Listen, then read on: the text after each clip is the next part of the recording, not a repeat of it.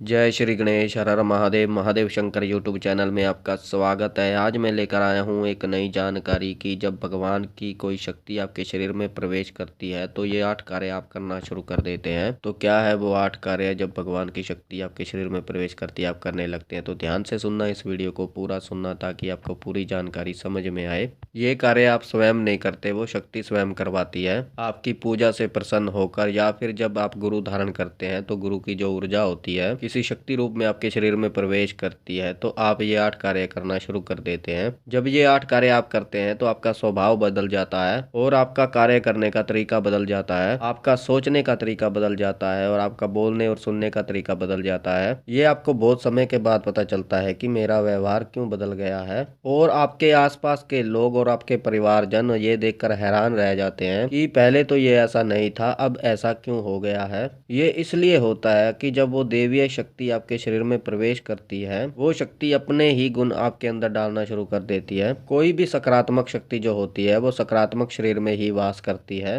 तो सबसे पहले वो शक्ति आपका शुद्धिकरण करती है, आपको शुद्ध करती है। और ये जो शुद्धिकरण का समय होता है ये वही समय होता है जब वो शक्ति आपके शरीर में प्रवेश तो नहीं करती पर आपकी पूजा से जो है आपके शरीर का शुद्धिकरण होता है, आपके मन का शुद्धिकरण होता है। यानी आप पूजा करते जाते हैं और एक ऐसा समय आता है जब आपका शरीर मंदिर रूप में बन जाता है, यानी आपके शरीर में कोई गंदगी नहीं रहती, नकारात्मकता नहीं रहती। उस समय ये शक्ति जो है आपके शरीर में वास करना शुरू कर देती है। और जब किसी देवता की शक्ति आपके शरीर में वास करना शुरू करती है तो वो शक्ति जो है अपने जैसे गुण आपके अंदर उत्पन्न करती है, आपका व्यवहार बिल्कुल बदल जाता है। तो वो कौन से गुण है, कौन से वो कार्य हैं जिनको ना चाहकर भी आप करना शुरू कर देते हैं? आपके मन में ऐसे गुण, आपके मन में ऐसे विचार आने शुरू हो जाते हैं जिससे उन कार्यों को आप करना शुरू कर देते हैं। तो सबसे पहले अगर आप चैनल पर पहली बार हैं तो चैनल को लाइक कीजिए, सब्सक्राइब कीजिए और शेयर कीजिए इस वीडियो को। ज्यादा से ज्यादा और लोगों तक इस जानकारी को पहुंचाइए ताकि और लोग इस जानकारी को समझ पाए और जान पाए कि उनके अंदर ऐसे गुण तो नहीं आ रहे, ताकि उनको पता चले कि उनकी पूजा जो है वो लग रही है, वो सफल हो रही है। सबसे पहला कार्य होता है कि आपका स्वभाव बदल जाता है, कार्य करने का तरीका बदल जाता है, सोचने का तरीका बदल जाता है, बोलने और सुनने का पूर्ण तरह से तरीका आपका बदल जाता है। आपके अंदर हिंसा से दूर रहने वाले गुण आते हैं, प्रेम और भाव आपके अंदर बढ़ जाता है। आप किसी को किसी भी प्रकार का कोई नुकसान नहीं पहुंचाना चाहते, आप सबसे प्यार से बात करते हैं, किसी को तकलीफ नहीं देना चाहते, आप किसी को किसी भी प्रकार का कोई दर्द नहीं देना चाहते। आपके मन में प्रेम और प्यार इंसानों के लिए, जीवों के लिए, जानवरों के लिए उत्पन्न हो जाता है। आप किसी को भी परेशान नहीं करते, ना ही किसी का दिल दुखाते हैं। इस प्रकार के गुण आपके अंदर आने शुरू हो जाते हैं।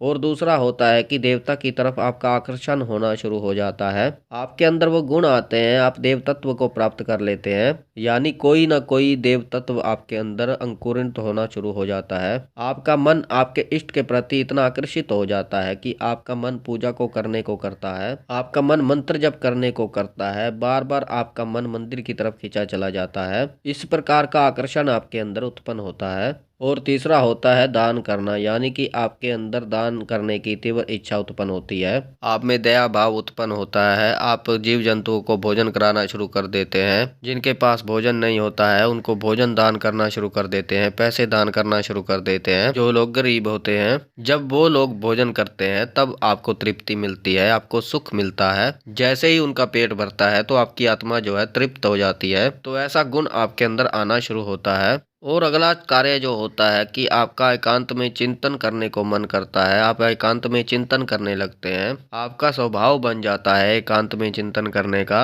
आपका अपने मन से बात करने का मन करता है। हम जानते हैं कि हमारे अंदर नकारात्मक और सकारात्मक विचार होते हैं, तो जब आपके शरीर में देवीय शक्तियां वास करती हैं, आपकी आत्मा में वास करती हैं, तो तब आप सकारात्मक मन से चिंतन करते हैं, आप उससे बात करना शुरू कर देते हैं। कई बार आपने लोगों को देखा भी होगा, तो कई लोग स्वयं से बात करते हैं तो पता नहीं होता कि वो किससे बात कर रहे हैं।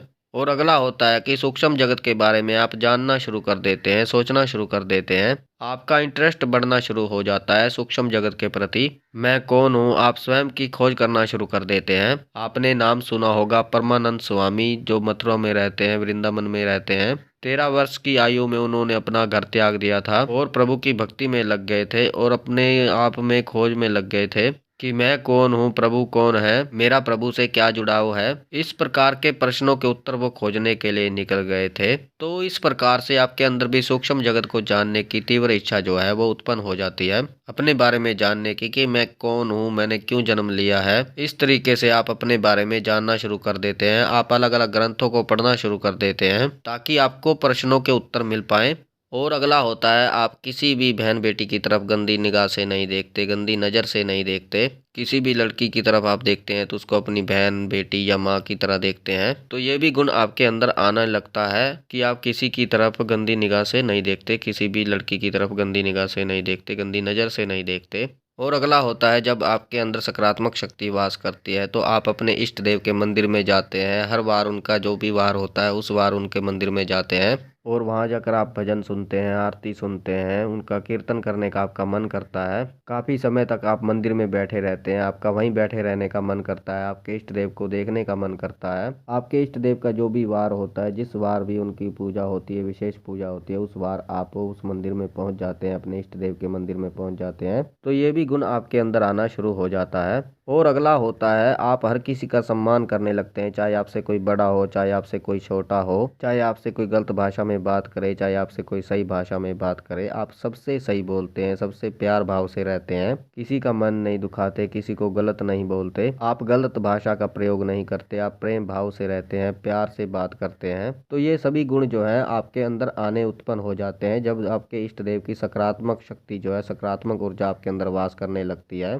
तो अगर आपके अंदर भी ये गुण आ गए हैं तो आप भी समझ लीजिए कि आपके इष्ट देव की शक्ति जो है आपके अंदर वास करने लगी है, आपके अंदर है। और आपके इष्ट देव की आपको कृपा प्राप्त हो गई है, आपके प्रभु की कृपा आपको प्राप्त हो गई है।